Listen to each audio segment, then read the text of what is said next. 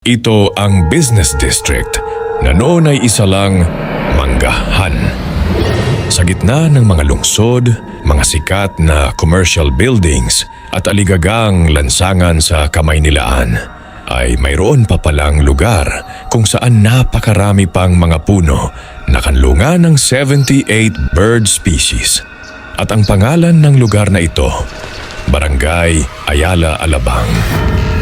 Bago pa man maging isa sa mga pinaka-eksklusibong komunidad sa Metro Manila, ang Barangay Ayala Alabang ay isa lamang malawak na agrikultural na lupain. At sa lupaing ito noon, matatagpuan ang napakalawak na manggahan ng pamilyang Madrigal. Pero paano nga ba naging isang high-end community ang dating taniman ng mangga? Noong 1972, nagtangkang ibenta ng pamilyang Madrigal ang lupain sa Ayala Corporation. Subalit imbes na tuluyang bilhin ang lupa, nagkaroon sila ng ibang kasunduan.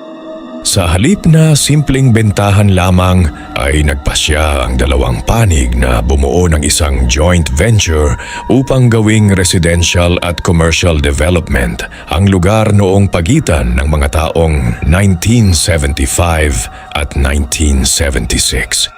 Isang desisyong tuluyang nagpabago sa mukha ng southern portion na ito ng Metro Manila.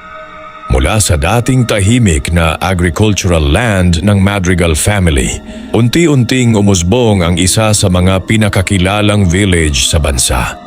Ang Ayala Alabang Village o mas kilala bilang AAV.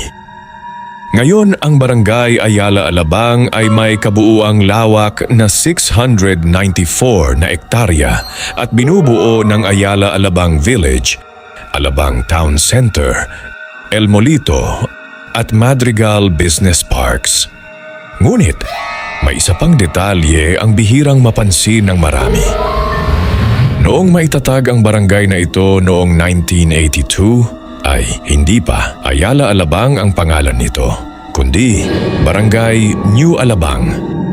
Ang kauna-unahang naging barangay captain nito ay si Don Enrique Zobel, na appointed ni dating Presidente Marcos.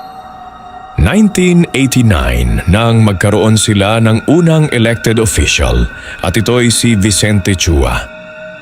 Samantala taong 2003 lang nang opisyal na palitan ang pangalan ng barangay na ito bilang ang Ayala Alabang.